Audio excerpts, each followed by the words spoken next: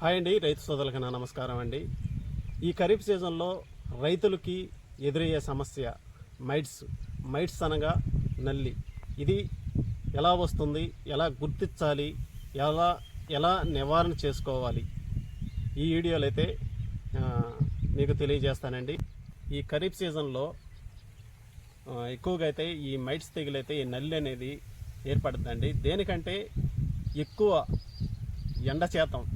ఎండ శాతం ఉన్నందువల్ల ఈ మైట్స్ అనేది ఏర్పడుద్ది. మనకి వర్షం ఎక్కువగా కురిసినా కూడా ఈ మైట్స్ అనేది చాలా వరకు తగ్గిపోద్ది. కానీ ఈ ఖరీఫ్ సీజన్లో ఎండలు ఎక్కువగా ఉన్న వల్ల ఈ మైట్స్ అయితే వ్యాపిస్తుంది. ఇది ఎలా వ్యాపిస్తుంది, దాన్ని ఎలా గుర్తించాలా, మీకైతే రియల్గా అయితే ఒక పొలం దగ్గరికైతే వచ్చి ఉండాలండి. దాన్ని ఆ గంటను కూడా మీకైతే చూపించి ఇది ఏ రంగులో మారద్దా, ఈ నల్లి అనేది ఈ ఆకుని ఎలా తినేస్తుందా, తినేసిన వల్ల ఎలా ఈ ఆకు ఎలా ఏర్పడద్దా, ఏ రంగులో ఏర్పడద్దా, మీకైతే రియల్గా అయితే చూపిస్తానండి. అక్కడ గూళ్ళుగా పసుపు రంగులో అయితే గూళ్ళుగా అయితే ఉందండి, అదేనండి మైట్స్. ఇది ఎలా గుర్తించాలో మీకైతే తెలియజేస్తానండి. ఎలా వస్తుంది కూడా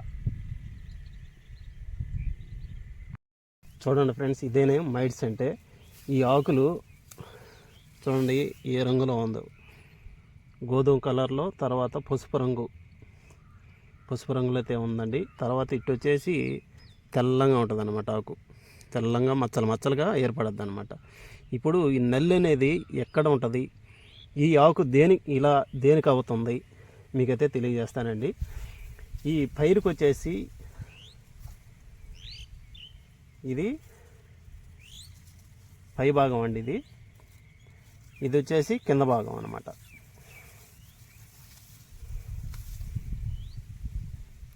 ఇది పై భాగం, ఇది వచ్చేసి కింద భాగం అన్నమాట. ఇది ఈ సైడ్ అయితే ఈనుంది కదా, ఈయనమాట. ఇది ఆకుకి ఈ అంచున సన్న నల్లి అయితే ఉంటుందండి. ఆ నల్లి ఈ ఆకులో ఉండే రసాన్ని అయితే పీల్చేస్తుందండి. అందువల్ల ఈ ఆకు ఇలాగా పసుపు రంగులో అయితే మారిపోద్ది. అందుకే మనం ఈ మైట్స్ లక్షణాలని నల్లిని మనం అయితే గుర్తించవచ్చు అనమాట. ఇది మైట్స్ లేని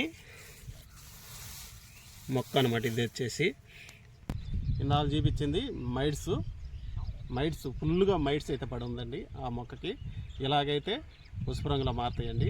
తర్వాత దానికి ఈ పోషకాలు అందక ఈ గిట్టక బారిపోద్ది అనమాట. గిట్టక బారిపోయి పొట్టిగా అయిపోయినమాట. ఎన్నుగడ చిట్టు అయితే తీసుద్దండి, రైతుకి చాలా నష్టం అయితే కలిగజేస్తుందండి ఈ మైట్స్ అనేది. దీని నివారణ కోసం మన పొలంలో కూడా నీటి శాతం ఎక్కువగా ఉండాలండి. అంటే ఎక్కువగా నిలవరం నీళ్ళు లేకుండా, చుట్టుపక్కల గిన్నెలకి గడ్డి లేకుండా, పొలంలో కలుపు మొక్కలు లేకుండా నీళ్లు వేస్తూ తీస్తూ ఉంటే కూలింగ్ అనేది వస్తుంది అనమాట పైరుకి. అందువల్ల కూడా మైట్స్ నివారణ అయితే చేసుకోవచ్చండి.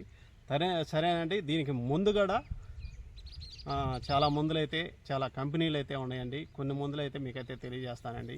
ఈ లేత టైంలో వచ్చేసి మా ఏరియాలో ఈ ప్రొపనోపాసు, ఈ క్లియర్ మైటు అవి అయితే స్ప్రే చేస్తారండి.